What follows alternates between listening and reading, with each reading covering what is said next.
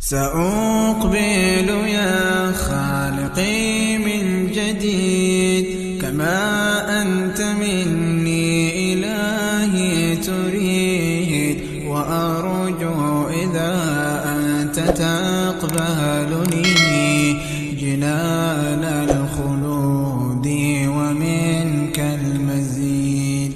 عصيتك ربي فأمهلتني وتسترني رغم أني عنيد لأنك ربي غفور ودود. أشهد أن لا إله إلا الله وحده لا شريك له وأشهد أن محمدا عبده ورسوله أرسله بالحق بشيرا ونذيرا. أما بعد فإن خير الحديث كتاب الله وخير الهدي هدي محمد صلى الله عليه وآله وسلم وشر الأمور محدثاتها وكل محدثة بدعة وكل بدعة ضلالة وكل ضلالة في النار. فأعوذ بالله من الشيطان الرجيم. بسم الله الرحمن الرحيم. يا أيها الذين آمنوا اتقوا الله حق تقاته ولا تموتن إلا وأنتم مسلمون.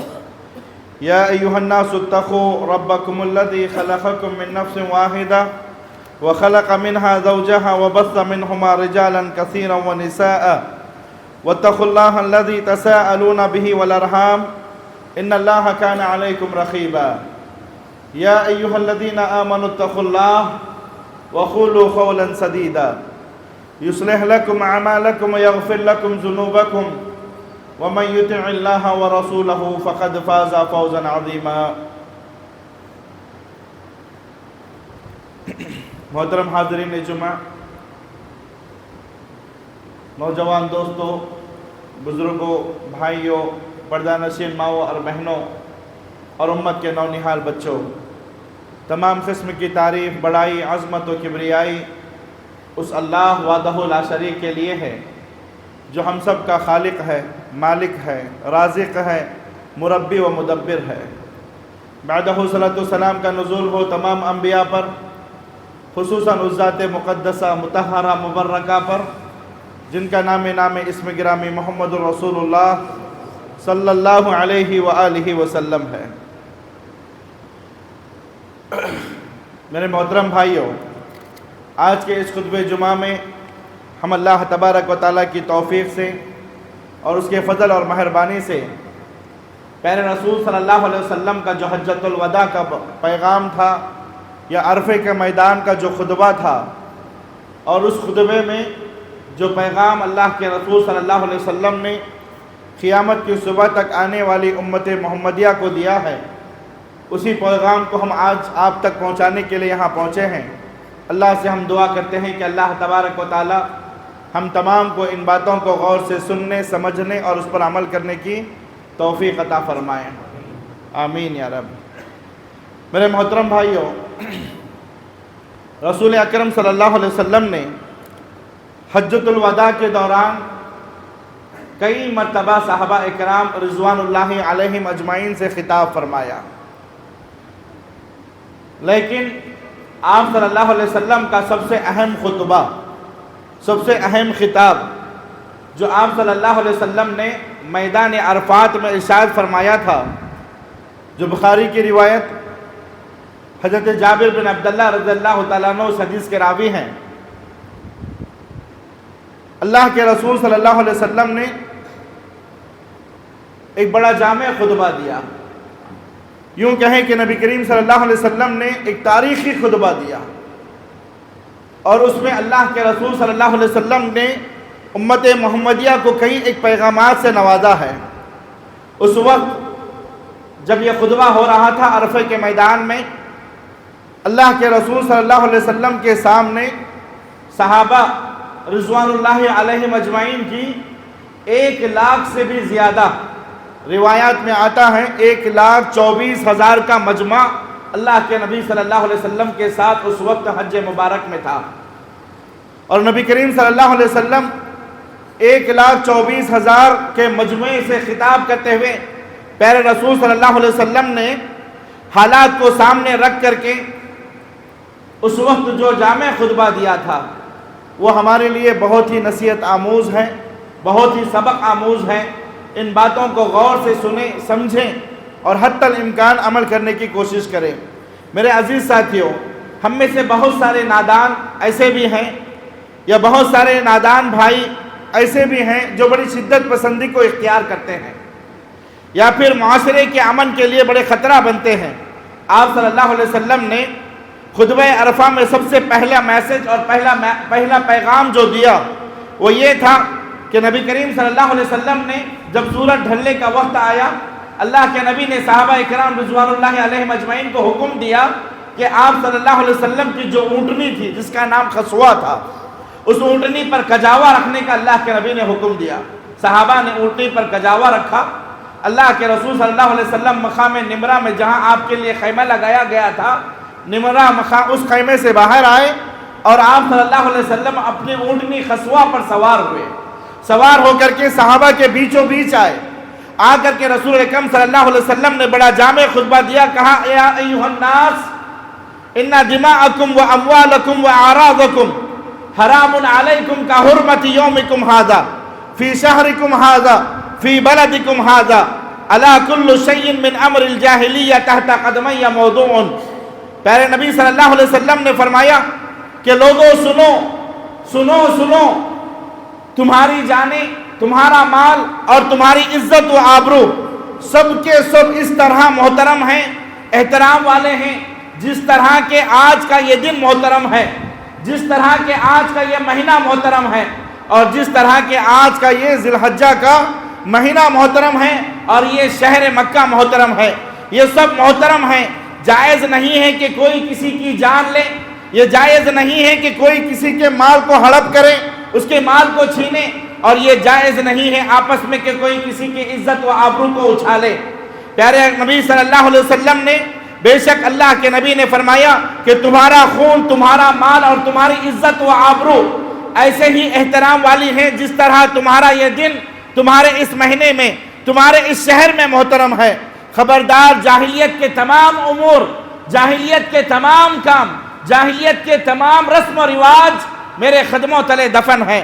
پیارے رسول صلی اللہ علیہ وسلم نے حرمت والے شہر مکہ اور حرمت والا مہینہ ذی الحجہ اور حرمت والا دن یوم عرفہ کی طرح خون مسلم، مال مسلم اور مسلمانوں کی عزت و آبرو کو حرمت والا قرار دیا ہے، حرمت والا قرار دیا ہے۔ اس لیے مسلمانوں کو چاہیے کہ وہ آپس میں ایک دوسرے کی خون کی، مالوں کی اور عزت و آبرو کی حفاظت کریں۔ میرے عزیز ساتھیوں، یقیناً اللہ تبارک و تعالیٰ نے قرآن مجید میں مسلمانوں کے خون کو بڑا حرمت والا قرار دیا ہے، بڑا ہی حرمت والا قرار دیا ہے۔ اللہ تبارک و تعالیٰ کتاب پاک سورۃ النساء کی آیت نمبر 93 میں فرمایا وَمَن يَقْتُلْ مُؤْمِنًا مُتَعَمِّدًا فَجَزَاؤُهُ جَهَنَّمَ خَالِدًا فِيهَا وَغَضِبَ اللَّهُ عَلَيْهِ وَلَعَنَهُ وَأَعَدَّ لَهُ عَذَابًا أَلِيمًا۔ اللہ تبارک و تعالیٰ نے مسلمانوں کے خون کو حرمت والا قرار دیتے ہوئے یہ اعلان فرمایا۔ غور کریں اس بات پر، یہ اعلان کیا اللہ تبارک و تعالیٰ نے کہا وَمَن يَقْتُلْ مُؤْمِنًا مُتَعَمِّدًا، جو کوئی کسی مسلمان کے خون کو ناحق قتل کرتا ہے، کسی مسلمان کے خون کو ناحق بہاتا ہے، کسی مسلمان کو ناحق قتل کرتا ہے، اللہ تبارک و تعالیٰ آگے فرماتا ہے فَجَزَاؤُهُ جَهَنَّمَ خَالِدًا فِيهَا، اس کا بدلہ سیدھے کے سیدھے جہنم ہے، سیدھے کے سیدھے جہنم ہے۔ سوچو مسلمانوں کا خون کتنا عزت والا ہے، کتنا احترام والا ہے۔ اللہ تبارک و تعالیٰ نے یہ اعلان کر دیا کہ اگر کوئی کسی مسلمان کے خون کو بہائے، ناحق بہائے، کسی مسلمان کو ناحق قتل کرے، کسی مسلمان کو ناحق قتل کرنے کی سازشیں رچے، اللہ نے کہا فَجَزَاؤُهُ جَهَنَّمَ، اس کا بدلہ سیدھے جہنم ہے۔ اور آگے اللہ نے کہا خالداً فیہا، صرف جہنم ہی نہیں ہے بلکہ وہ اس جہنم میں ہمیشہ ہمیشہ کے لیے رہے گا، بھلے وہ کتنا بڑا عالم کیوں نہ ہو، بھلے وہ کتنا بڑا عابد کیوں نہ ہو، بھلے اس نے کتنی حج اور عمرے کیوں نہ کیے ہو۔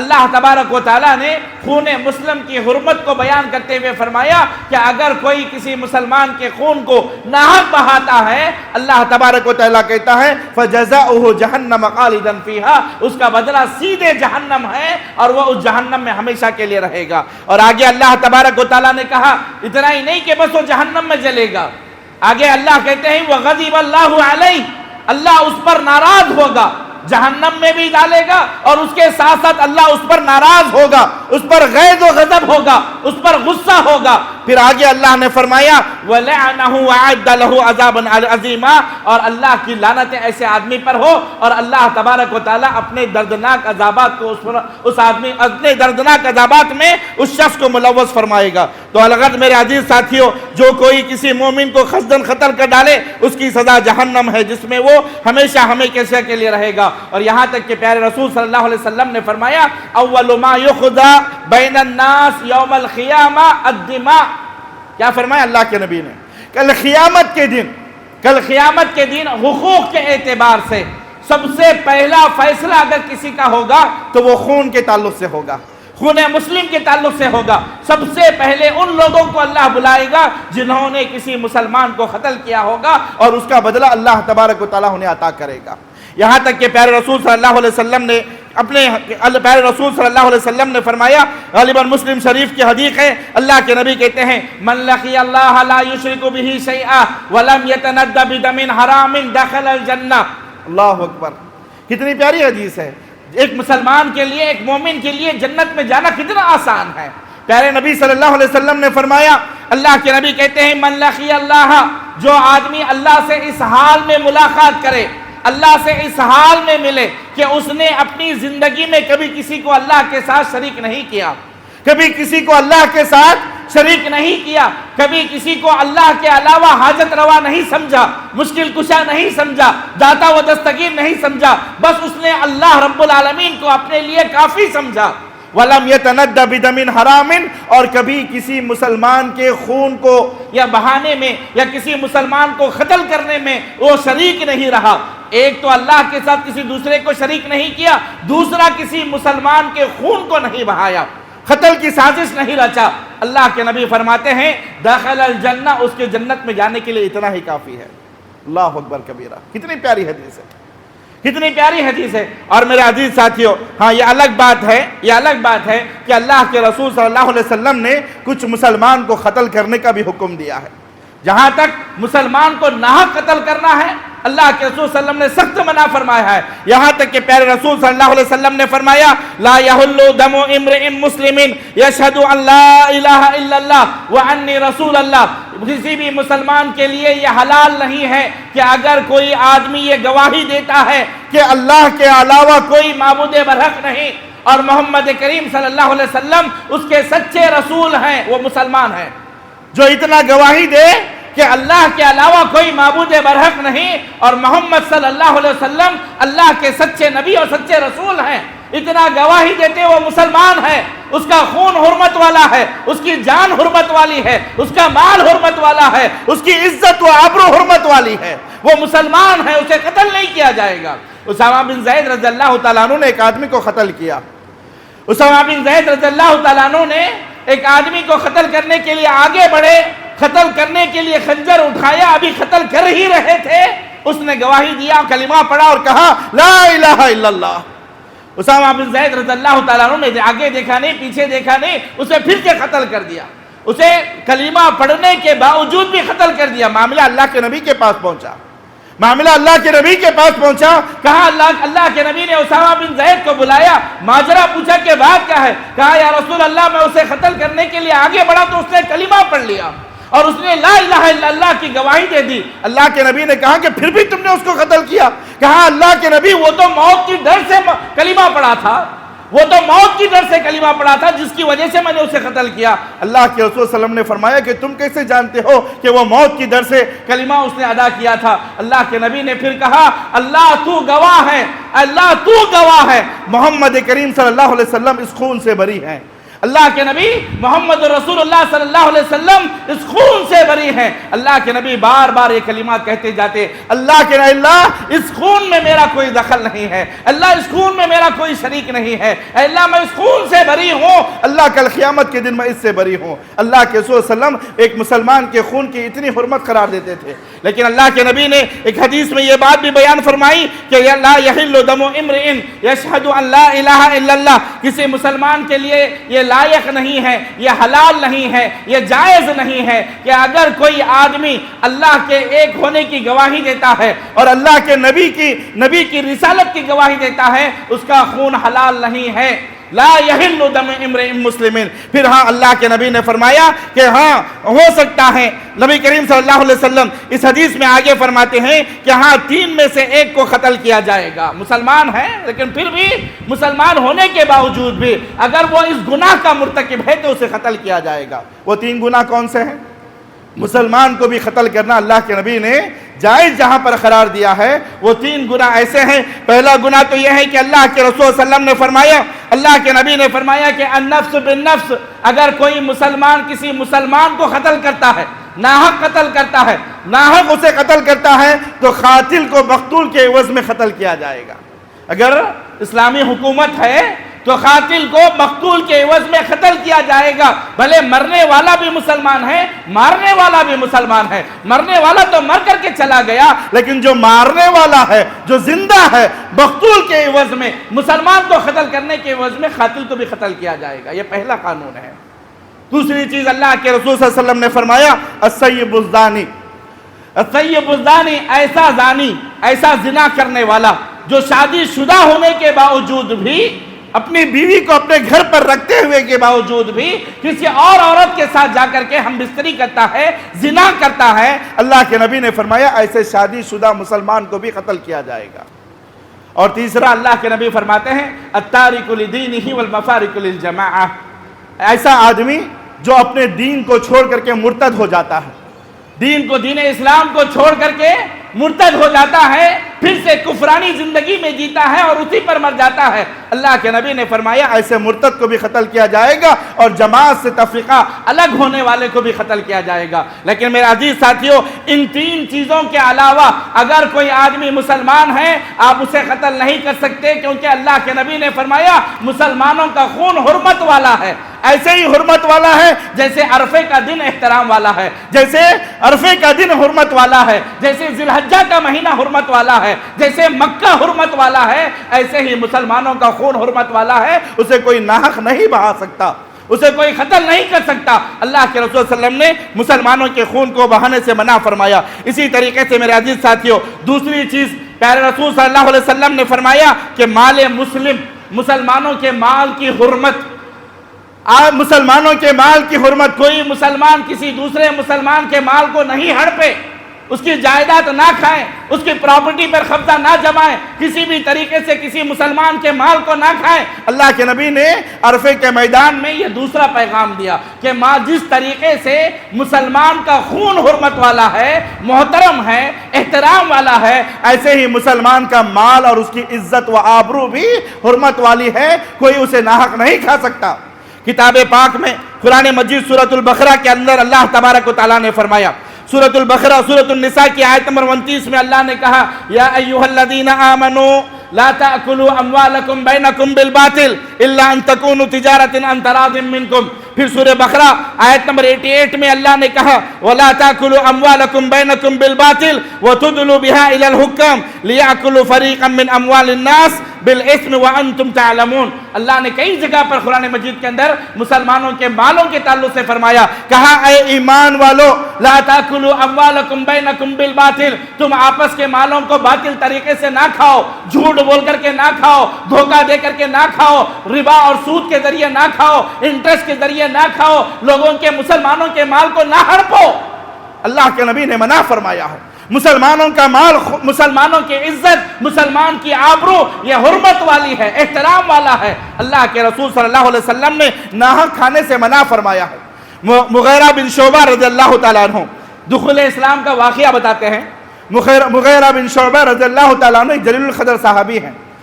جب یہ اسلام قبول کرنے کے لیے اللہ کے نبی صلی اللہ علیہ وسلم کے پاس آ رہے تھے، نبی کے پاس آ رہے تھے اسلام قبول کرنے کے لیے، دیکھا راستے میں 2 کافر نظر آتے، راستے میں 2 کافر نظر آئے۔ مغیرہ بن شعبہ رضی اللہ تعالیٰ عنہ نے ان دونوں کافروں کو قتل کر دیا اور پھر ان کا مال پورے کا پورا لوٹ لیا۔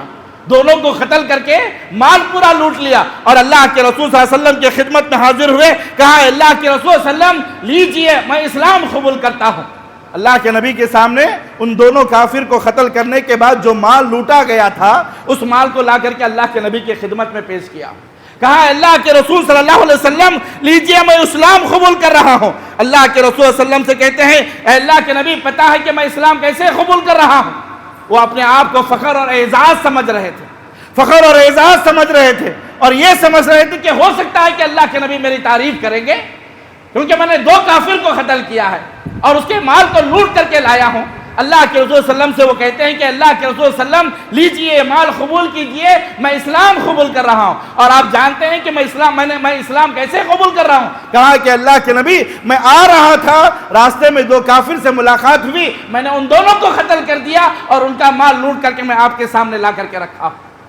اللہ کے رسول صلی اللہ علیہ وسلم نے حضرت مغیرہ بن شعبہ رضی اللہ تعالیٰ عنہ سے فرمایا, مغیرہ بن شعبہ سے کہا اے مغیرہ اما الاسلام فقد قبلناہ, اما الاسلام فقد قبلناہ, رہا تمہارا اسلام لانا وہ تو ہمیں منظور ہے, وہ تو ہمیں قبول ہے. وَأَمَّا الْمَالُ بِغَدْرٍ وَخِيَانَةٍ, لیکن یہ جو مال تم لوٹ کر کے لائے ہو نا 2 آدمیوں کو قتل کر کے ناحق قتل کر کے یہ مال دھوکے کا ہے, یہ مال خیانت کا ہے, لہذا ہم اس مال کو قبول نہیں کریں گے, اس مال کو قبول نہیں کریں گے. میرے عزیز ساتھیوں میں بتانا مقصد یہ چاہتا ہوں کہ یہاں اللہ کے رسول صلی اللہ علیہ وسلم نے یہ بات بالکل بجا ہے. عرفے کے میدان میں نبی کریم صلی اللہ علیہ وسلم نے مسلمان کے مال کو, مسلمان کے خون کو اور مسلمان کے عزت و آبرو کو حرمت والا قرار دیا ہے. اب سوال یہاں پر یہ پیدا ہوتا ہے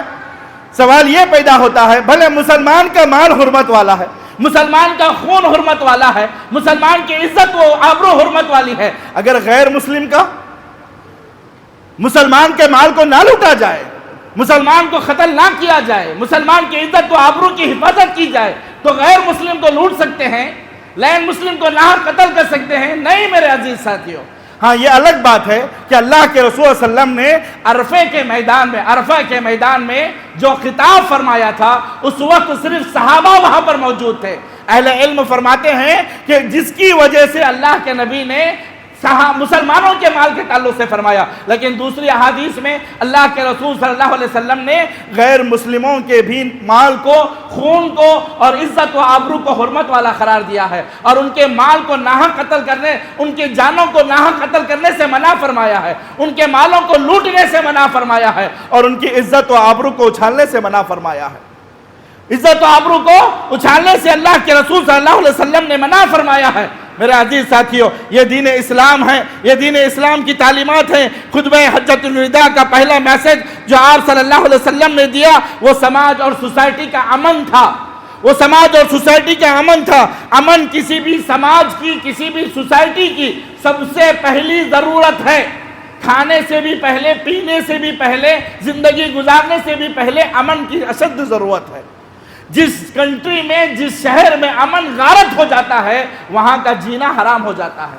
تو اللہ کے رسول صلی اللہ علیہ وسلم نے عرفے کے میدان میں جو خطبہ دیا اس میں پہلا میسج اور پہلا پیغام امن کے تعلق سے دیا اور اللہ کے رسول صلی اللہ علیہ وسلم نے فرمایا کہ امن کو قائم رکھیں, امن کی حفاظت کریں, جو چاہے امن کی حفاظت کرے. سب سے اہم چیزیں مسلمانوں کا مال محفوظ ہو, مسلمانوں کی عزت محفوظ ہو اور مسلمانوں کی آبروئیں محفوظ ہو اور مسلمانوں کی جانیں محفوظ ہو, کیونکہ یہ امن جب تک قائم نہیں ہوگا اس وقت تک آپ بھی قائم نہیں ہو سکتے. اللہ کے نبی نے یہ سب سے پہلا پیغام عرفے کے میدان میں دیا تھا. اسی طریقے سے میرے عزیز ساتھیوں دوسرا پیغام جو نبی کریم صلی اللہ علیہ وسلم نے دیا وہ یہ تھا کہ زمانے جاہلیت سے کئی طرح کی دشمنیاں چلی آ رہی تھی.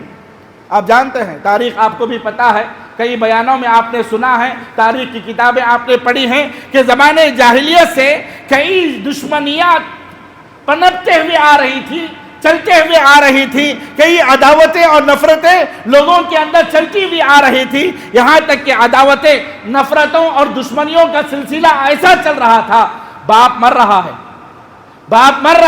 لیکن مرنے سے پہلے بچوں کو وصیت کرتا اور کہتا کہ بیٹے سنو, میں تو مر رہا ہوں لیکن فلاں آدمی جو ہمارا دشمن ہے فلاں قبیلے والے جو ہمارے دشمن ہیں، میرے مرنے کے بعد تم ان کا بدلہ ضرور لینا۔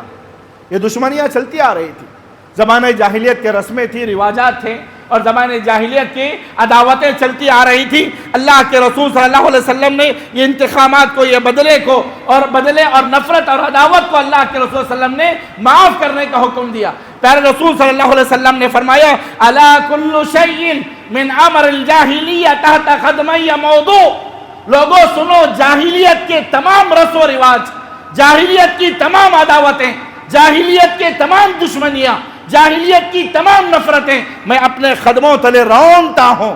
اللہ کے نبی نے اعلان کیا، کہا کہ میں اپنے قدموں تلے رونتا ہوں، کوئی کسی سے بدلہ نہ لے، کوئی کسی کے تعلق سے دل میں نفرتیں نہ پالے، کوئی کسی کے تعلق سے عداوتیں نہ پالے، زمانے جاہلیت کے رسم و رواجات کو ختم کریں۔ اللہ کے نبی نے عرفے کے میدان میں اعلان کیا اور کہا اللہ کے رسول صلی اللہ علیہ وسلم نے کہ الا ان کل شیء من امر الجاہلیہ تحت قدمی موضوع، لوگوں سنو، جاہلیت کی تمام رسم و رواجیں، تمام عداوتیں، تمام نفرتیں، تمام بغض و کینہ میں اپنے قدموں تلے رونتا ہوں۔ میرے عزیز ساتھیوں، آپ صلی اللہ علیہ وسلم نے یہاں پر معاف کرنے کی تعلیم دی ہے، معاف کرنے کی تعلیم دی ہے، اور قربان جاؤ اللہ کے رسول صلی اللہ علیہ وسلم کی ذات گرامی پر۔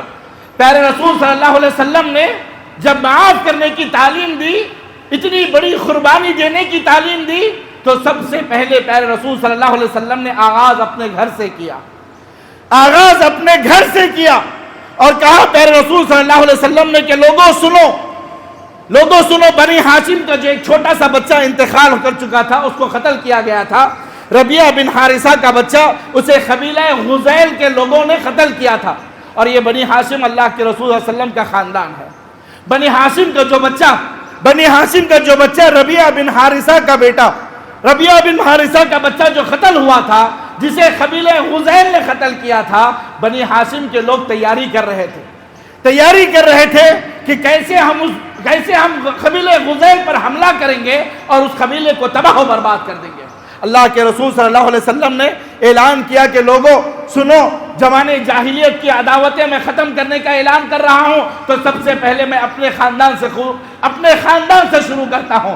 اللہ کے نبی نے کہا ربیعہ بن حارثہ کا جو بچہ قبیلہ غزیل کے لوگوں نے قتل کیا تھا، بنی ہاشم کے لوگوں کو میں اعلان کرتا ہوں، میرے خاندان کے لوگوں سے میں کہتا ہوں کہ کوئی ان سے عداوت نہ لے، کوئی ان سے بدلہ نہ لے، کوئی ان سے دشمنی نہ پالے، بلکہ سب کے سب اس کو معاف کر دے۔ اللہ کے نبی نے سب سے پہلے اپنے خاندان سے اس بات کو شروع کیا۔ میرے عزیز ساتھیوں، آپ صلی اللہ علیہ وسلم نے یہ تعلیم دی الا ان ربا الجاہلیہ تحت قدمی موضوع۔ یہاں ایک بات بتانا چاہوں گا میرے عزیز ساتھیوں، جب رسم و رواجات کی بات آئی ہے تو یہاں پر یہ بھی سنتے چلیں کہ اللہ کے رسول صلی اللہ علیہ وسلم نے فرمایا کہ صرف جاہلیت کے خون ہی معاف نہیں ہوں گے، بلکہ جاہلیت کی ساری رسم و رواجیں، زمانے جاہلیت میں جو رسم و رواج چلتے تھے، زمانے جاہلیت میں جو رسومات چلتے تھے، اللہ کے نبی نے سب کو ختم کرنے کا حکم دیا۔ پیارے رسول صلی اللہ علیہ وسلم کی وہ حدیث، مسلم شریف کی حدیث ہے، اللہ کے نبی نے فرمایا اربع فی امتی من امر الجاہلیہ، اربع فی امتی من امر الجاہلیہ لا یترکونہن۔ اللہ کے نبی نے فرمایا 4 عادتیں، 4 خصلتیں اور 4 بیماریاں یہ زمانے جاہلیت کی ہیں، میری امت میں بھی پائی جائیں گی۔ لا یترکونہن، پھر آگے اللہ کے نبی نے کہا کہ میری امت کے لوگ ان کو چھوڑنا پسند نہیں کریں گے، ان کو چھوڑنا پسند نہیں کریں گے، لیکن اللہ کے نبی نے کہا تمہیں چھوڑنا ہوگا۔ اگر تم مسلمان ہو، اللہ کے نبی پر ایمان لاتے ہو، تو تمہیں چھوڑنا ہوگا۔ اور وہ 4 عادتیں کیا ہیں؟ پیارے رسول صلی اللہ علیہ وسلم نے فرمایا اربع فی امتی من امر الجاہلیہ، اس میں سے 4 عادتوں میں پہلی 2 آیتیں اللہ کے نبی نے فرمایا الفخر فی الاحساب والطعن فی الانساب۔ اللہ کے نبی کہتے ہیں سب سے پہلے حسب و نسب کی بنیاد پر فخر کرنا، میرا خاندان بڑا ہے، تیرا خاندان چھوٹا ہے، میں بڑے پوسٹ والا ہوں، تیری کیا اوقات ہے میرے سامنے، میں بڑا مالدار ہوں، میرے خاندان کے لوگ فلاں سے تعلق رکھتے ہیں، تم کیا ہو میرے سامنے۔ یہ جو خاندانوں کو لے کر کے آپس میں ایک دوسرے کو گراتے ہو، حسب و نسب کو لے کر کے ایک دوسرے کو تانا کشی کرتے ہو اور ایک دوسرے کو ذلیل کرتے ہو، اللہ کے نبی نے فرمایا یہ جاہلیت کا کام ہے، یہ جاہلیت کے امور میں سے ہے، اور میری امتیوں کو میں کہتا ہوں، اللہ کے نبی نے فرمایا کہ تمہیں اگر امتی بننا ہے تو انہیں چھوڑنا ہوگا۔ پھر آگے اللہ کے رسول صلی اللہ علیہ وسلم نے فرمایا وَالْإِسْتِسْقَاءُ بِالنُّجُومِ، ستاروں کے ذریعے بارش کا طلب کرنا، یہ بھی زمانے جاہلیت کی عادتیں ہیں، اسے بھی چھوڑنا ہوگا۔ پھر چوتھی چیز اللہ کے نبی نے فرمایا وَالنِّيَاحَةُ عَلَى الْمَيِّتِ، میت پر بیٹھ کر کے رونا۔ میت جب کوئی آدمی گھر میں بیٹھتا مر جاتا ہے تو چیخیں مار کر کے رونا، دھاڑے مار کر کے رونا، کپڑے پھاڑ کر کے رونا، اللہ کے نبی نے فرمایا یہ جاہلیت کے کاموں میں سے ہے، لہذا اس کو ترک کریں۔ اللہ کے نبی کہتے ہیں جاہلیت کے سارے کام، جاہلیت کے سارے امور میرے قدموں تلے دفن ہیں۔ پھر اس کے بعد تیسرا پیغام جو اللہ کے رسول صلی اللہ علیہ وسلم نے دیا، کہا کہ وَرِبَ الْجَاهِلِيَّةِ تَحْتَ قَدْمَيَّ مَوْضُوعٌ، تحت قدمیہ موضوع، جاہلیت کا سود میرے قدموں تلے میں رونتا ہوں، اللہ کے نبی نے فرمایا۔ جاہلیت کا سود، معاشرے میں ظلم کی سب سے بدترین شکل، ظلم و ستم کی سب سے بدترین شکل اگر کوئی ہے تو وہ سودی شکل ہے، سودی کاروبار ہے، سود پر لین دین کرنا ہے، سود لینا دینا اللہ کے نبی نے یہ مکمل طور پر حرام قرار دیا ہے۔ سود کا کاروبار کرنے والا جہاں ایک امیر سے امیر بن جاتا ہے، وہیں پر غریب سے غریب بن جاتا ہے۔ سودی کاروبار کرنے والا، دیکھو اب کتنے کسانوں کو آپ نے دیکھا، سال بھر ایک کسان محنت کرتا ہے، سود پر پیسہ لاتا ہے، اس سے اناج خریدتا ہے، اس سے کھیت میں بوتا ہے، کھیتی باڑی کر کے سال بھر محنت کر کے غلہ اگاتا ہے، اور آخر میں جب غلہ پیدا ہو جاتا ہے، سال بھر کی محنت کیا کرتا ہے، وہ جتنا کمایا ہوتا ہے وہ لے جا کر کے سود خوروں کے حوالے کر کے آتا ہے۔ امیر سے امیر بن جاتا ہے اور غریب سے غریب تر بن جاتا ہے۔ اسی لیے اللہ کے نبی نے فرمایا کہ لوگوں سود سے بچو، یہاں تک کہ پیارے رسول صلی اللہ علیہ وسلم نے سود کے تعلق سے فرمایا، سود کے تعلق سے اللہ کے نبی نے فرمایا کہ لعن رسول اللہ صلی اللہ علیہ وسلم آکل الربا وموکلہ وکاتبہ وشاہدہ کلہم فیہ وقالہم سوا، یہ صحیح مسلم کی حدیث ہے اور حدیث نمبر 1598 ہے۔ اللہ کے نبی نے فرمایا سود لینے والا، سود دینے والا، سود کے تعلق سے گواہی دینے والا، اور اسی طریقے سے سود کے تعلق سے جو بھی کام کرنے والا ہے، پیارے نبی نے فرمایا ہم سوا، سارے کے سارے گناہ میں برابر کے شریک ہیں، سارے کے سارے گناہ میں شریک ہیں۔ لیکن افسوس کہ آج مسلمانوں کا کوئی بھی کام بغیر سود اور بغیر انٹرسٹ کے نہیں ہوتا، جبکہ اللہ کے نبی نے عرفہ کے میدان میں یہ پیغام دیا تھا کہ وَرِبَ الْجَاهِلِيَّةِ تَحْتَ قَدْمَيَّ مَوْضُوعٌ، جاہلیت کا سود میرے قدموں تلے دفن ہے، میں اپنے قدموں تلے رونتا ہوں۔ اللہ کے نبی نے سود کو اتنا ذلیل قرار دیا، لیکن آج افسوس کہ مسلمان سود میں اتنا گھرا ہوا ہے، نعوذ باللہ ثم نعوذ باللہ، جبکہ سود کے تعلق سے اتنی قباحتیں، اتنی لعنتیں اور اتنے گناہ سننے کے باوجود بھی مسلمان آج سود کھانے سے باز نہیں آتے۔ آج ہمارا کوئی کاروبار بغیر انٹرسٹ کے نہیں ہوتا، آج ہماری کوئی شادیاں بغیر انٹرسٹ کے نہیں ہوتی، آج مسلمان ایک گاڑی بھی خریدنا ہے تو وہ لون پر خریدتا ہے، مسلمان اگر اپنی بیٹی کی شادی بھی کرنا ہے لون سے پیسہ اٹھاتا ہے، مسلمان اگر گھر بنانا چاہتا ہے وہ لون سے پیسہ لاتا ہے۔ نعوذ باللہ۔ میرے عزیز ساتھیوں، کتنے حدیثیں ہم نے سنا ہے، پیارے رسول صلی اللہ علیہ وسلم کی ایک حدیث، اللہ کے رسول صلی اللہ علیہ وسلم نے فرمایا الربا 70 حوبہ ایسرہما ان ینکح الرجل امہ، ابن ماجہ کی حدیث ہے، حدیث نمبر 2274 ہے۔ اللہ کے نبی نے فرمایا ان الربا 70 حوبہ، سود کے 70 درجے ہیں، اس میں سے آخری درجہ، آخری گناہ، سب سے ذلت والا گناہ کیا ہے کہ ان ینکح الرجل من امہ، کہ آدمی اپنی ماں کے ساتھ زنا کرے۔ کیا کوئی یہ پسند کرے گا؟ کیا یہ کوئی پسند کرے گا کہ وہ اپنی ماں کے ساتھ زنا کرے، اپنی ماں کا ریپ کرے اور اپنے ماں کے ساتھ ہم بستری کرے؟ نعوذ باللہ۔ لیکن بباطن ہم سود کھا کر کے، انٹرسٹ پر پیسہ لے کر کے، انٹرسٹ پر گاڑیاں لے کر کے، انٹرسٹ پر زمین خرید کر کے، انٹرسٹ پر گھر بنا کر کے اپنی ماں کے ساتھ زنا کر رہے ہیں۔ نعوذ باللہ، کتنا بڑا گناہ ہے۔ شرم نہیں آتی میرے عزیز ساتھیوں؟ شرم نہیں آتی میرے عزیز ساتھیوں؟ اللہ کے رسول صلی اللہ علیہ وسلم نے فرمایا معاشرے میں سب سے بدترین ظلم، سب سے بدترین ستم اگر کوئی ہے تو وہ سود کا کاروبار ہے۔ اللہ کے لیے سود سے بچو۔ سود سے بچو. اور پھر پیارے رسول صلی اللہ علیہ وسلم کی یہاں پر داد دینی چاہیے. اللہ کے رسول صلی اللہ علیہ وسلم پر قربان جاؤ, ہماری جانیں قربان ہو. پیارے رسول صلی اللہ علیہ وسلم نے جب سود کے تعلق سے بیان فرمایا کہ سود حرام ہے, سود نہ کھائیں, یہ زمانے جاہلیت کی رسم ہے اور میرے قدموں تلے دفن ہے, اللہ کے نبی نے سب سے پہلا اعلان کیا. کہا کہ عرفے کے اس میدان میں میں یہ اعلان کرتا ہوں کہ میرے چچا حضرت عباس بن عبد المطلب جو سود پر لوگوں کو خردا دیا کرتے تھے, سود پر لوگوں کو پیسہ دیا کرتے تھے, اللہ کے نبی نے فرمایا عباس بن عبد المطلب نے جن جن لوگوں کو سود پر پیسہ دیا ہے, آج محمد رسول اللہ صلی اللہ علیہ وسلم یہ اعلان کرتے ہیں کہ کوئی بھی عباس بن عبد المطلب کا سود نہ لوٹائے, بلکہ ان کی اصل رقم لوٹائے. اصل رقم جو انہوں نے لیا ہے اس کو لوٹائیں, اصل رقم لوٹائیں. اللہ کے نبی نے خون کو حرمت والا قرار دیا, سب سے پہلے اپنے قبیلے کے خون کو معاف کیا. اللہ کے نبی نے سود کو حرام کیا تو سب سے پہلے اپنے قبیلے, اپنے چچا عباس بن عبد المطلب کے سود کو معاف کیا.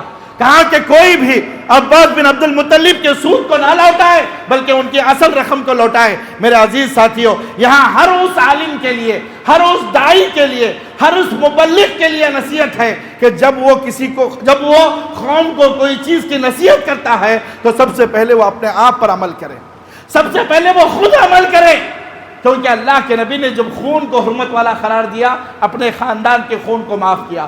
سود کو حرام کیا, اللہ کے نبی نے اپنے خاندان کے سود کو اللہ کے نبی نے معاف کیا. تو ایک داعی کے لیے, ایک عالم کے لیے ایک آئیڈیل اور نمونہ ہے. جب وہ کوئی چیز لوگوں تک امانت کے ساتھ پہنچاتا ہے تو سب سے پہلے اسے خود عمل کرنا چاہیے. کیونکہ کتاب پاک میں اللہ تبارک و تعالیٰ نے واضح الفاظ میں فرمایا.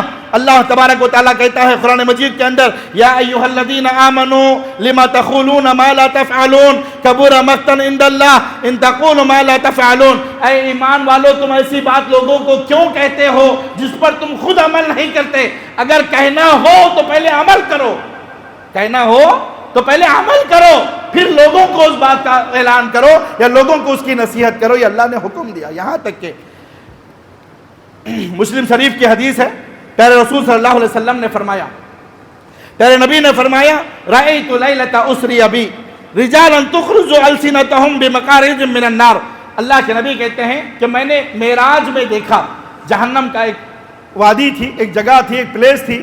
میں نے لوگوں کو دیکھا کہ لوگوں کو بڑے لمبے لمبے ناخون ہیں, لمبے لمبے ناخون ہیں, اور ان ناخونوں سے وہ اپنے آپ کو کھروچ رہے ہیں, اپنے آپ کو کھروچ رہے ہیں, اپنے آپ کو چھیر رہے ہیں, پھاڑ رہے ہیں. اللہ کے نبی پریشان ہو کر کے پوچھے کہ اے جبرائیل, یہ کون لوگ ہیں, یہ کون لوگ ہیں جن کے ناخن اتنے لمبے لمبے ہیں اور یہ اپنے آپ کو نوچ رہے ہیں, پھاڑ رہے ہیں, چیر کر کے کھا رہے ہیں؟ اے جبرائیل, آخر یہ کون لوگ ہیں؟ اللہ کے رسول صلی اللہ علیہ وسلم سے جبرائیل امین نے کہا کہ ہؤلاء خطباء امتک یأمرون الناس بالبر وینسون انفسهم وهم یتلون الکتاب فلا یعقلون. کہتے ہیں کہ اللہ کے نبی, یہ آپ کی قوم کے خطبہ ہیں, آپ کی قوم کے علماء ہیں, جو لوگوں کو تو بھلائی کا حکم دیتے تھے لیکن خود اس پر عمل نہیں کرتے تھے. لوگوں کو بھلائی کا حکم تو دیتے تھے, وینسون انفسهم, لیکن وہ اپنے آپ پر عمل کرنے سے بھول جاتے تھے. وہم یتلون الکتاب, اور وہ قرآن مجید کی تلاوت کرتے تھے. افلا یعقلون, کیا یہ لوگ عقل نہیں رکھتے؟ تو میرے عزیز ساتھیوں, جب کوئی بات کسی کو کہہ رہے ہو تو پہلے اس پہ خود پر عمل کرنا چاہیے. اس کے بعد چوتھا پیغام اور آخری پیغام, دو باتیں بتا کر کے بات کو ختم کرتا ہوں. اللہ کے رسول صلی اللہ علیہ وسلم نے حجۃ الوداع کے موقع پر عرفے کے میدان میں جو چوتھا پیغام دیا وہ عورتوں کے تعلق سے دیا. کہا یا ایھا الناس اتق اللہ فی النساء. اللہ کے نبی نے کہا کہ اے لوگو, تم عورتوں کے معاملے میں اللہ سے ڈرتے رہو, عورتوں کے معاملے میں اللہ سے ڈرتے رہو, عورتوں پر ظلم نہ کرو, عورتوں پر ستم نہ کرو, عورتوں کو ظلم و ستم کا نشانہ نہ بناؤ. اللہ کے ہاں یہ الگ بات ہے, اللہ تبارک و تعالیٰ نے مرد کو کچھ اختیارات دیا ہے, مرد حاکم ہے اپنے گھر کا, مرد کو عورت پر اللہ نے فضیلت دی ہے. اس کا مطلب یہ نہیں ہے کہ عورت پر ظلم کرے, اس کا مطلب یہ نہیں ہے کہ عورت پر ستم کرے, اس کا مطلب یہ نہیں ہے کہ ساری دنیا کا غصہ لا کر کے عورت پر ڈالے. آج کتنے ہمارے مسلمان بھائی ایسے ہیں جو عورت کو اپنی پیروں کی جوتی سمجھتے ہیں. کتنے ایسے مسلمان بھائی ہیں جو عورت کو دنیا کی سب سے حقیر ترین چیز سمجھتے ہیں، نعوذ باللہ۔ یہ جاہلیت کا امور ہے، آپ پڑھے ہیں، آپ نے سنا ہے، زمانے جاہلیت میں لوگ لڑکی کو دیکھنا تک پسند نہیں کرتے تھے۔ یہ پتہ چل جاتا کہ اگر کسی کے گھر میں لڑکی پیدا ہوئی ہے یتوارا من السوء، اللہ قرآن مجید میں فرماتا ہے اس کے چہرے کا رونق بدل جاتی، اس کے چہرے کا رنگ بدل جاتا کہ میرے گھر میں لڑکی پیدا ہوئی ہے۔ آدمی عار سے اور شرم کے مارے اپنے منہ کو چھپا کر کے پھرتا کہ کہیں لوگ پوچھ لے تو کیا جواب دو۔ یہ جاہلیت کے زمانے میں ہوا کرتا تھا، لیکن اللہ کے رسول صلی اللہ علیہ وسلم نے عورت کو وہ مقام دیا، عورت کو وہ منزلت دی، عورت کو وہ مرتبہ دیا جو کسی دھرم اور کسی سماج نے نہیں دیا ہے، کسی دھرم اور کسی سماج نے نہیں دیا ہے۔ اللہ کے نبی نے فرمایا اگر ماں ہے تو اللہ کے نبی کہتے ہیں کہ ماں کے قدموں تلے الجنت تحت اقدام الامہات، ماں کی عزت کرو، ماں کی خدمت کرو، ماں کا احترام کرو، ماں کے ساتھ حسن سلوک کرو تو اللہ تمہیں جنت عطا کرے گا، اس لیے کہ اللہ جنت ماؤں کے قدموں کے نیچے رکھا ہے۔ اگر یہی بیوی ہے تو اللہ کے رسول صلی اللہ علیہ وسلم نے فرمایا خیرکم خیر، اللہ کے نبی نے فرمایا الدنیا کلھا متاع وخیر متاع الدنیا المرأۃ الصالحہ، کہ اللہ کے نبی نے کیا کہا کہ دنیا پورے کا پورا ساز و سامان ہے اور اس میں سب سے بہترین ساز و سامان نیک بیوی ہے۔ اگر بیوی نیک بن جائے تو دنیا کا سب سے قیمتی سرمایہ، اللہ کے نبی نے کہا۔ یہی اگر بیٹی ہے، اللہ کے نبی نے فرمایا جس کو 2 بیٹیاں اللہ عطا کرے، ان کی اچھی تربیت، اور وہ باپ اس کی اچھی تربیت کرتا ہے اور بیٹیوں کے ساتھ حسن سلوک کرتا ہے، بیٹا اور بیٹی میں فرق نہیں کرتا، بیٹیوں سے محبت کرتا ہے، ان کے ساتھ اچھا سلوک کرتا ہے اور ان کو اچھی جگہ پر شادی کر کے دیتا ہے، اللہ کے نبی نے فرمایا کہ کل یہ بیٹیاں اس کے اور جہنم کے درمیان آڑ بن کر کے آئیں گی۔ عورت نے، اللہ تبارک و تعالیٰ نے، شریعت اسلامیہ نے، اللہ کے نبی نے عورت کو یہ مقام دیا، یہ مرتبہ دیا، یہ عزت، یہ فضیلت عطا فرمائی، اور اسی لیے اللہ کے نبی نے عرفے کے میدان میں سب سے قیمتی خطبہ اور اللہ کے نبی کا آخری خطبہ، آخری خطبات میں سے خطبہ، اللہ کے رسول صلی اللہ علیہ وسلم دنیا سے رخصت ہو رہے ہیں تو کیا کہتے ہیں؟ یا ایھا الناس اتقوا اللہ فی النساء، اے لوگو تم عورتوں کے معاملے میں اللہ سے ڈرتے رہو، عورتوں پر ظلم نہ کرے، عورتوں کو ستم نہ کرے، عورتوں کو اپنی پیروں کی جوتی نہ سمجھیں، بلکہ عورتیں تمہارے جسم کا حصہ ہے۔ اللہ نے قرآن مجید میں فرمایا ہن لباس لکم وانتم لباس لہن، کیا فرمایا اللہ کے نبی؟ اللہ تبارک و تعالیٰ نے عورتیں تمہارا لباس ہیں اور تم عورتوں کا لباس ہو۔ عورتوں کی عزت کریں، عورتوں کو احترام کریں، عورت کو اس کا مقام دیں۔ بیوی کا مطلب یہ نہیں ہے کہ وہ تمہاری نوکرانی ہے، بیوی کا مطلب یہ نہیں ہے کہ تم جو بھی کہو وہ سنے گی، بیوی کا مطلب یہ نہیں ہے کہ تم اس پر ظلم و ستم کرو۔ بیوی تمہارے جسم کا حصہ ہے، تمہاری زندگی کا حصہ ہے، بیوی تمہارے گھر کا حصہ ہے۔ اللہ کے رسول صلی اللہ علیہ وسلم نے بیویوں کے ساتھ مشورہ کرنے کا بھی حکم دیا ہے۔ اللہ کے رسول صلی اللہ علیہ وسلم جب حج کے لیے نکلے تھے، پیارے رسول صلی اللہ علیہ وسلم نے وہ واقعہ آپ کو یاد ہے، وقت نہیں ہے بتانے کے لیے، الغرض بتانا یہ چاہوں گا کہ عورتوں کی عزت کریں، عورتوں کا احترام کریں اور عورتوں کے ساتھ حسن سلوک کریں۔ اللہ کے رسول صلی اللہ علیہ وسلم نے فرمایا استوصوا بالنساء خیرا، لوگوں عورتوں کے ساتھ بھلائی کریں، عورتوں کے ساتھ حسن سلوک کریں، فإنہن خلقن من ذل، اس لیے کہ عورتوں کو اللہ تبارک و تعالیٰ نے ٹیڑھی پھسلی سے پیدا کیا ہے، ٹیڑھی پھسلی سے پیدا کیا ہے۔ وَإِنْ أَعْوَجَ مَا فِي الظِّلْعِ وَإِنْ أَعْوَجَ مَا فِي الظِّلْعِ عَالَاهُ فَإِنْ ذَهَبَتْ تُقِيمُهُ كَسَرْتَهُ وَإِنْ تَرَكْتَهُ لَمْ يَزِلْ أَعْوَجَ فَاسْتَوْصَوْا بِالنِّسَاءِ خَيْرًا۔ مسلم شریف کی حدیث ہے، اللہ کے نبی نے اس لمبی حدیث میں یہ بیان فرمایا کہ عورتیں تمہارے رحم و کرم کی حق رکھتی ہیں۔ مرد کو اللہ تبارک و تعالیٰ نے ذمہ دار بنایا ہے، اس کا مطلب یہ نہیں ہے کہ عورتوں پر ظلم کرے، عورتوں پر ستم کرے، بلکہ اللہ کے نبی نے فرمایا کہ استوصوا بالنساء خیرا، لوگوں عورتوں پر رحم کریں، عورتوں کی عزت کریں، عورتوں کے مقام و مرتبے کو سمجھ کر کے انہیں وہ مقام عطا کریں۔ ایک صحابی نے اللہ کے رسول صلی اللہ علیہ وسلم سے پوچھا کہ اللہ کے رسول صلی اللہ علیہ وسلم ما حق اللہ، اے اللہ کے نبی صلی اللہ علیہ وسلم مردوں کا عورتوں پر کیا حق بنتا ہے؟ عورتوں کے تو بہت حقوق ہیں، اپنی جگہ پر ہیں، لیکن ایک مرد کا عورت پر کیا حق بنتا ہے؟ صحابی نے اللہ کے نبی سے سوال کیا۔ اللہ کے رسول صلی اللہ علیہ وسلم نے اس صحابی سے فرمایا کہ مرد کا حق عورت پر یہ ہے کہ وہ جو کھاتا ہے وہ اپنی بیوی کو کھلائے، وہ جو پیتا ہے اپنی بیوی کو پلائے۔ پھر اللہ کے نبی نے فرمایا وَلَا تَضْرِبُ الْوَجْهِ، عورت پر کبھی مارنے کا وقت آئے، غصہ آ جائے تو اس کے چہرے پر نہ مارے، اس کی حساس جگہوں پر نہ مارے، ایسی جگہ پر نہ مارے جہاں پر مارنے سے اسے تکلیف ہوتی ہے۔ وَلَا تَضْرِبِ الْوَجْهَ وَلَا تُخَبِّهْ، پھر آگے اللہ کے نبی نے کہا عورتوں پر لعن و طعن نہ کرے، برا بھلا نہ کہیں۔ اکثر ہم عورتوں کو لعن و طعن کرتے ہیں، تو مر جائے، تو ہاڑ ہو جائے، تو گھر تباہ ہو جائے، ایسی گندی گندی باتیں اپنے زبانوں سے نکالتے ہیں عورتوں پر۔ اللہ کے نبی نے فرمایا وَلَا تُخَبِّهْ، عورتوں پر لعن و طعن نہ کریں، انہیں برا بھلا نہ کہیں، گندے الفاظ ان پر نہ نکالیں، عورتوں کو اپنی الفاظ کا نشانہ نہ بنائیں۔ اور پھر آگے اللہ کے نبی نے کہا، اللہ کے نبی نے فرمایا وَلَا تَحْجُرْهَا إِلَّا فِي الْبَيْتِ، عورتوں کو کبھی اکیلا نہ چھوڑیں، جب بھی جائیں اپنے ساتھ میں جائیں، عورتوں کے ساتھ میں رہیں۔ ایک صحابی نے اللہ کے نبی سے سوال کیا، اللہ کے نبی میرا نام تو فلاں جہاد میں لکھا ہوا ہے، مجھے جہاد پر جانا ہے، لیکن میری بیوی حج کی نیت کر چکی ہے، اب میں جہاد پر جاؤں یا میری بیوی کے ساتھ حج پر جاؤں؟ میرا ارادہ تو حج پر جانے کا نہیں ہے، لیکن میری بیوی نے حج پہ جانے کی نیت کر لیا ہے اور میرا نام فلاں جہاد میں لکھا ہوا ہے۔ اللہ کے نبی اب میں کیا کروں؟ کشمکش میں ہوں، کیا کروں اللہ کے نبی؟ کہ جہاد میں جاؤں، کیونکہ جہاد سب سے بڑا عظیم عمل ہے، جہاد سے بڑھ کر کے کوئی عمل نہیں ہے، لیکن میری بیوی نے حج پہ جانے کی نیت کر لیا ہے، اب میں کیا کروں؟ اللہ کے رسول صلی اللہ علیہ وسلم نے فرمایا کہ جہاد کو چھوڑو، تمہاری بیوی کے ساتھ حج پر جاؤ۔ کیا کہا اللہ کے نبی نے؟ جہاد کو چھوڑو، جہاد تو کوئی بھی کر لے گا، لیکن تمہاری بیوی نے جو حج کی نیت کر لی ہے، تمہارا یہ فرض بنتا ہے کہ تم اپنی بیوی کے ساتھ حج پر جاؤ۔ میرے عزیز ساتھی، عورتوں کا یہ مقام ہے۔ اللہ کے نبی نے عرفے کے میدان میں یہ پیغام دیا کہ لوگوں عورتوں کے ساتھ حسن سلوک کرو۔ آخر میں پیارے رسول صلی اللہ علیہ وسلم نے لوگوں کو اشارہ دیا کہ اللہ کے رسول صلی اللہ علیہ وسلم اب دنیا سے رخصت ہونے والے ہیں۔ اللہ کے رسول صلی اللہ علیہ وسلم نے پھر آخر میں کہا ترکت فیکم امرین لن تضلوا ما تمسکتم بہما کتاب اللہ و سنت رسولی۔ اللہ کے نبی نے کہا کہ لوگوں میں دو چیزیں چھوڑے جا رہا ہوں۔ چھوڑے جا رہا ہوں کا مطلب کیا ہوا؟ یعنی اللہ کے نبی اس دنیا سے رخصت ہو رہے ہیں، اس دنیا کو چھوڑ کر کے جا رہے ہیں۔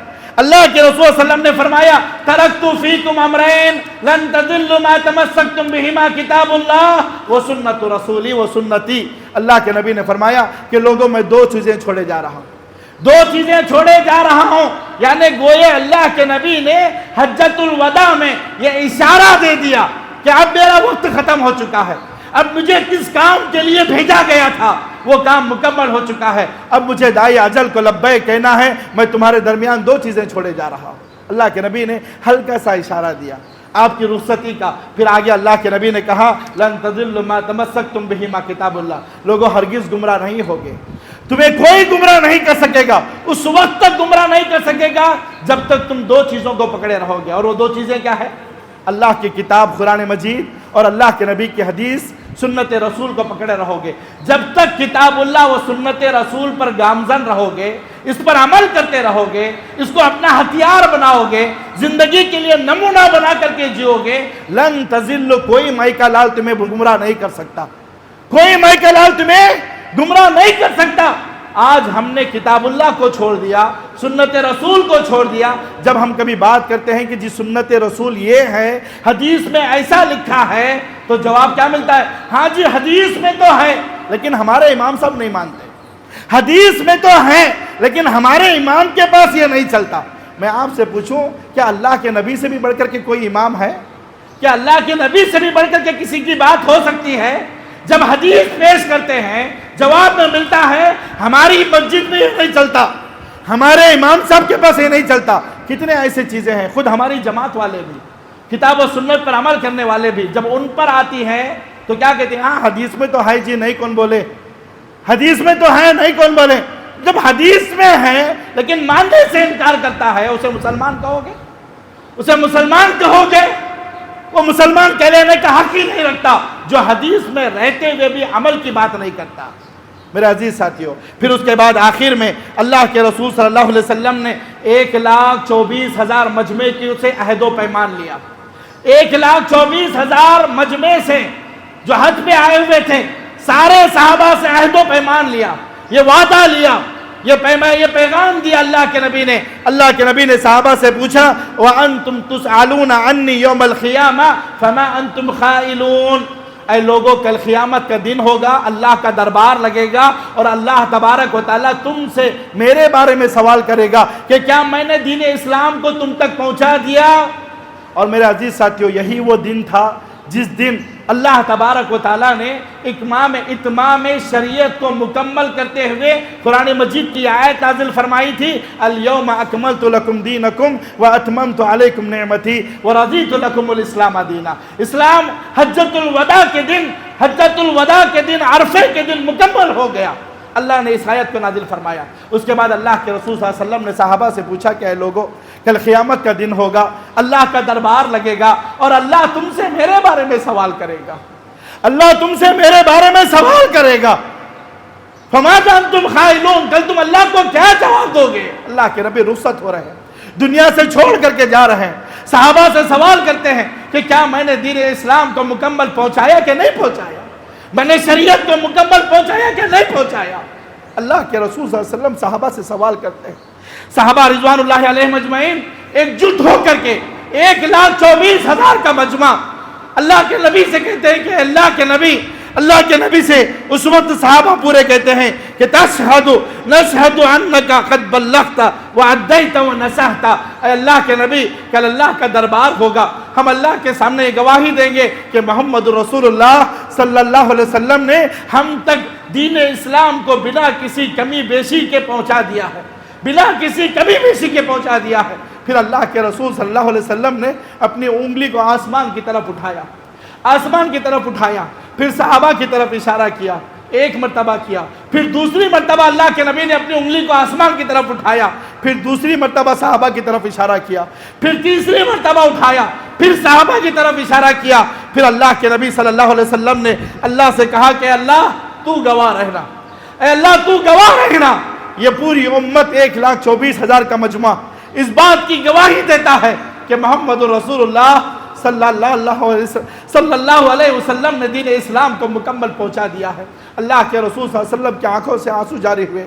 نبی کریم صلی اللہ علیہ وسلم نے صحابہ کو گواہ بنا کر کے اللہ کے رسول صلی اللہ علیہ وسلم نے اس دین کو مکمل فرمایا۔ پھر اس کے بعد اللہ کے رسول صلی اللہ علیہ وسلم نے خطبے کا اختتام فرمایا۔ یہ وہ عظیم خطبہ تھا جسے حجۃ الوداع کا خطبہ کہا جاتا ہے۔ حجۃ الوداع کے پیغام تھے جو اللہ کے رسول صلی اللہ علیہ وسلم نے عرفے کے میدان میں دیا تھا۔ اللہ سے دعا کرو کہ اللہ تبارک و تعالی ہم تمام کو بھی ان پیغامات پر عمل کرنے کی توفیق عطا فرمائے۔ اللہ تبارک و تعالی ہم تمام کو آپس میں ایک دوسرے کے ساتھ الفت و محبت کے ساتھ رہنے کی توفیق عطا فرمائے۔ نوجوانوں کو بوڑھوں کے ساتھ، بوڑھوں کو نوجوانوں کے ساتھ محبت اور شفقت کے ساتھ رہنے کی توفیق عطا فرمائے۔ ہم سب کو اللہ تبارک و تعالی مل جل کر کے اس دین کی باغ و دوڑ کو آگے بڑھانے کی توفیق عطا فرمائے۔ ایک جٹ ہو کر کے اس دین اسلام کو لوگوں تک پہنچانے کی توفیق عطا فرمائے۔ اے اللہ اس مجلس میں یا امت میں جو لوگ بیمار ہیں تو انہیں شفائے کاملہ عاجلہ عطا فرما، جو لوگ مقروض ہیں تو ان کے قرضوں کا انتظام فرما دے، جو لوگ بے شادی شدہ ہیں اللہ تو ان کے شادیوں کا انتظام فرما دے، جو لوگ بے اولاد ہیں اللہ تو انہیں اولاد نصیب فرما دے، جن کے گھر اولاد ہے اللہ اس اولاد کو آنکھوں کی ٹھنڈک بنا، اس اولاد کو نیک و صالح بنا، ماں باپ کے لیے صدقے جاریہ بنا۔ اے اللہ جو لوگ جیسے بھی پریشان ہیں اے اللہ ان کے پریشانیوں کو دور فرما۔ اے اللہ جب تک دنیا میں رکھ ایمان اور اسلام کی حالت پر ہمیں زندہ رکھ، جب وفات بھی عطا فرما اللہ ایمان اور اسلام کی حالت پر وفات عطا فرما۔ اقول قولی ھذا واستغفر اللہ لی ولکم ولسائر المسلمین من کل ذنب فاستغفروا وتوبوا الیہ انہ هو الغفور الرحیم۔